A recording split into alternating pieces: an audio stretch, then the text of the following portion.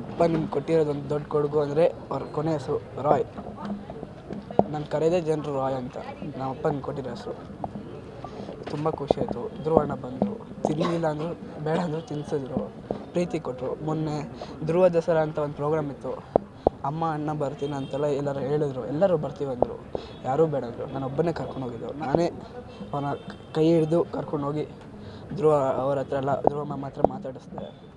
ಕಣ್ಣೀರಿದ್ರು. ಹೇಳಿದ್ರು ಇದು ಮೋಸ್ಟ್ಲಿ ಕೊನೆ ಕ್ಷಣ ಆಗ್ಬೋದು, ಅದೇ ಕೊನೆ. ನಿಮ್ಮ ಮುಂದೆ ಎಲ್ಲ ಸ್ಟೇಜಲ್ಲಿ ಅವ್ರು ಬಂದಿದ್ದು, ಅದಾದಮೇಲೆ ಯಾವತ್ತೂ ಬರೋಲ್ಲ. ನಾನು ಹೇಳಿದ್ದು ಇಷ್ಟೇ, ನೀವೆಲ್ಲ ಬಂದಿರಿ, ಅದಕ್ಕೆಲ್ಲ ನಾನು ಹೃತ್ಪೂರ್ವಕವಾಗಿ ಚಿರಋಣಿ.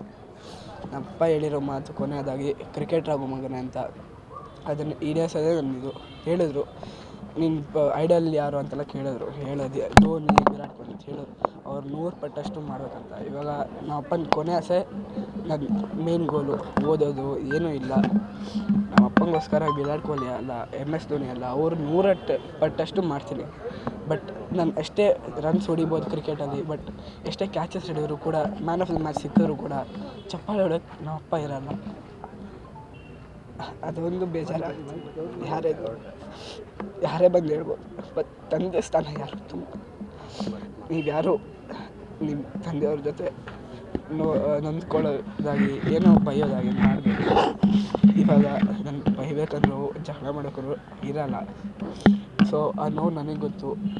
ನಿಮ್ಮೆಲ್ಲರಿಗೂ ಇಲ್ಲಿ ಅರ್ಧ ಜನ ಯಾರೆಲ್ಲ ಅಪ್ಪ ಕಳ್ಕೊಂಡಿದ್ರೆ, ಅಮ್ಮ ಕಳ್ಕೊಂಡ್ರೆ ಗೊತ್ತಿರುತ್ತೆ. ಇವತ್ತು ನಾನು ಕಳ್ಕೊಂಡಿದ್ದೀನಿ. ಫ್ಯೂಚರಲ್ಲಿ ಯಾರು ಬೇಕಾದ್ರೂ ಕಳ್ಕೊಬೋದು. ಒಂದಲ್ಲ ಒಂದು ದಿನ ಎಲ್ಲರೂ ಹೋಗೋದೆ. ಅಲ್ಲಿ ತನಕ ಎಲ್ಲರೂ ನಗ್ತಾ ಇರಿ, ನಗಿಸ್ತಾ ಇರಿ. Thank you.